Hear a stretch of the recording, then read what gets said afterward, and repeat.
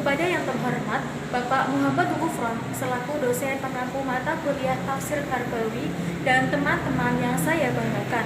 Puji syukur mari kita haturkan kepada Allah Subhanahu wa taala yang telah memberikan nikmat sehingga kita masih bisa menghirup udara pada hari ini. Salawat serta salam tetap tercurahkan kepada Habibana wa Nabiyana Muhammad sallallahu alaihi wasallam. Semoga kita senantiasa mendapatkan syafaat kelak di yaumil qiyamah. Amin ya rabbal alamin. Perkenalkan, saya Inayatul Maula NIM 2119372 akan mempresentasikan mengenai hakikat pengetahuan dasar. Oke, langsung saja. Pengetahuan merupakan tahu atau mengetahui sesuatu atau segala apa yang perlu diketahui dengan sesuatu hal. Nah, sedangkan dasar itu merupakan unsur bahasa yang diucapkan atau dituliskan yang merupakan wujud kesatuan, perasaan, dan pikiran yang digunakan dalam berbahasa. Nah, jadi dapat ditarik kesimpulan bahwa hakikat pengetahuan dasar yaitu sumber dari sebagian besar teori-teori ilmiah. Seperti contohnya, yaitu ada seorang ilmuwan yang mencoba untuk mengetahui bagaimana tubuh membuat kolesterol. Nah, bisa diartikan atau dikenal sebagai suatu ilmu dasar atau penelitian dasar. Kemudian pada poin yang kedua yaitu mengenai teori pendidikan pengetahuan dasar. Hakikat pendidikan menurut Ki Hajar Dewantoro yaitu pendidikan merupakan proses pembudayaan, yaitu suatu usaha untuk memberikan nilai-nilai luhur kepada generasi baru dalam masyarakat yang tidak hanya berupa pemeliharaan saja, namun juga memajukan dan mengembangkan nilai-nilai tersebut. Sedangkan teori pendidikan pengetahuan dasar ialah pendidikan yang memberikan pengetahuan dan keterampilan untuk menumbuh kembangkan sikap dasar yang diperlukan dalam masyarakat. Kemudian pada poin yang ketiga yaitu mengenai dalil pengetahuan dasar berdasarkan Al-Quran, seperti dalam Quran surat Al-Qalam ayat 1-2 yang berbunyi A'udzu billahi minasyaitonir rajim. Bismillahirrahmanirrahim.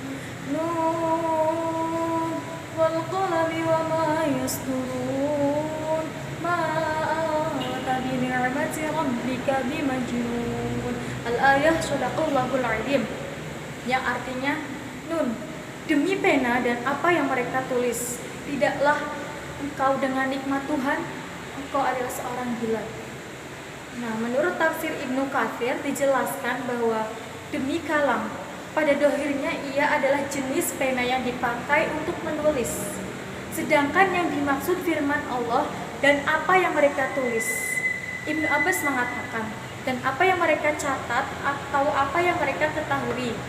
Sedangkan As-Siddi mengatakan dan apa yang mereka tulis adalah maksudnya itu para malaikat dan perbuatan-perbuatan yang mereka catat.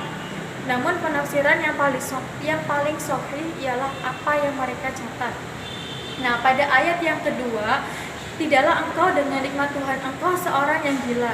Itu mempunyai maksud orang yang mendustakan kebenaran dan petunjuk nyata yang telah kamu bawakan kepada mereka itu, sehingga mereka menuduhmu sebagai orang gila. Kemudian pada poin yang terakhir yaitu mengenai analisis pengetahuan dasar sebagai dasar kehidupan. Dalam surat Al-Qalam tersebut, Allah memerintahkan untuk mengikat ilmu dengan menulis dan mencari ilmu dengan informasi yang benar.